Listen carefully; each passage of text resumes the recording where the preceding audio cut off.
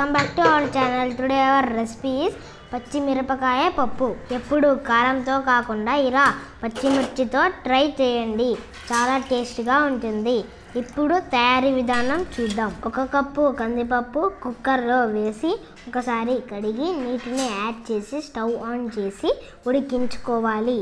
ఇప్పుడు మనకు కావాల్సిన కూరగాయలను కట్ చేసుకుందాం. 3 వంకాయలు, 10 నుంచి 15 పచ్చిమిర్చి, 2 టమోటాలు, ఉప్పు, పసుపు, కారం, ఎల్లిపాయలు, చింతపండు, కరివేపాకు, 1 టీ స్పూన్ పసుపు, కరివేపాకు. ఇప్పుడు కట్ చేసుకున్న వాటిని ఇందులో వేసుకోవాలి.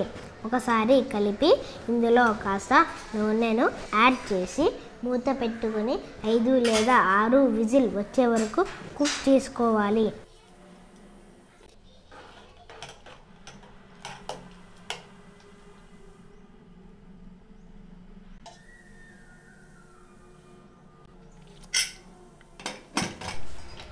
కుక్ అయిన తర్వాత స్టవ్ ఆఫ్ చేసి పప్పు ఉడికిందో లేదో ఒకసారి చెక్ చేసి ఉడికినట్లు అనిపిస్తే ఉప్పు యాడ్ చేసి పప్పు గుత్తితో నైస్ చేసుకోవాలి.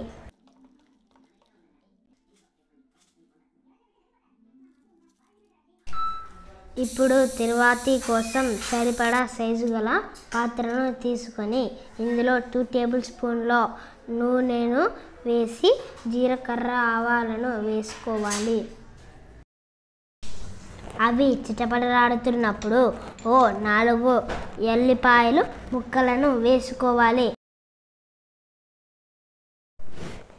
ఇవి కాస్త ఎర్రబట్టాక కొద్దిగా కరివేపాకును యాడ్ చేసి మజ్జిగ, మిరపకాయలు ఉంటే వాటిని కూడా యాడ్ చేసుకోవచ్చు.